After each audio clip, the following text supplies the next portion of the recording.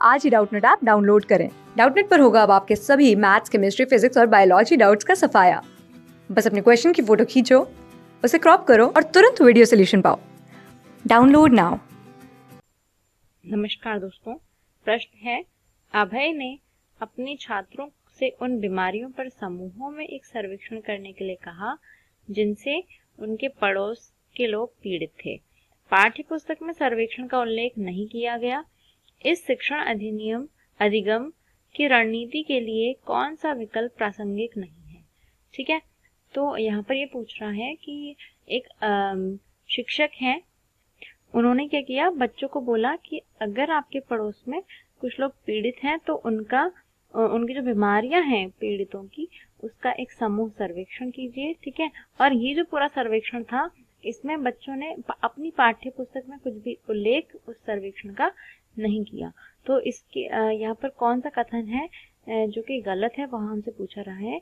यानी कि गलत है का मतलब यहाँ पर यह है कि वो प्रासंगिक नहीं है। ठीक है, मतलब शिक्षक का यह उद्देश्य नहीं था। तो कौन सा उद्देश्य है इन सभी कथनों में से जो शिक्षक का उद्देश्य नहीं था, यह हमें बताना है। तो यहाँ पर जो पहला विकल्प है वो है, इससे बच्चों को वास्तविक जीवन के साथ सीखने में मदद मिलेगी। तो अगर बच्चा अपने समूह के लोगों के साथ मिलकर जो है किसी सर्वेक्षण को करेगा तो यह जरूर वह सीखेगा। यानी कि वह क्या सीखेगा?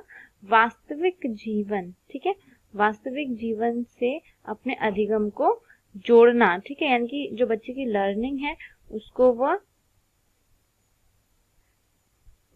वास्तविक जीवन से अधिगम को जोड़ना हम लिख सकते हैं।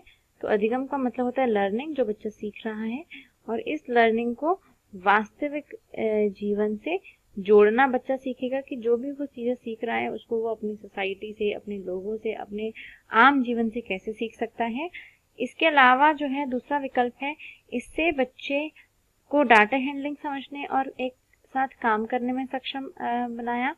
तो ऐसा नहीं है, क्योंकि बच्चे ने पाठ्य पुस्तक में उसका उल्लेख ही नहीं किया, तो डाटा हैंडलिंग जो है बच्चा यहाँ पर नहीं समझ पाएगा। तो यह विकल्प जो है प्रासंगिक नहीं है, तो गलत विकल्प हमें चुनना था। तो दूसरा विकल्प ही गलत लग रहा है, पर बाकी के विकल्प भी देख लेते हैं। तीसरा विकल्प है, इससे समुदाय को उन बीमारियों से समझने में मदद मिलेगी जिससे वे पीड़ित थे। तो यह भी कथन सही है।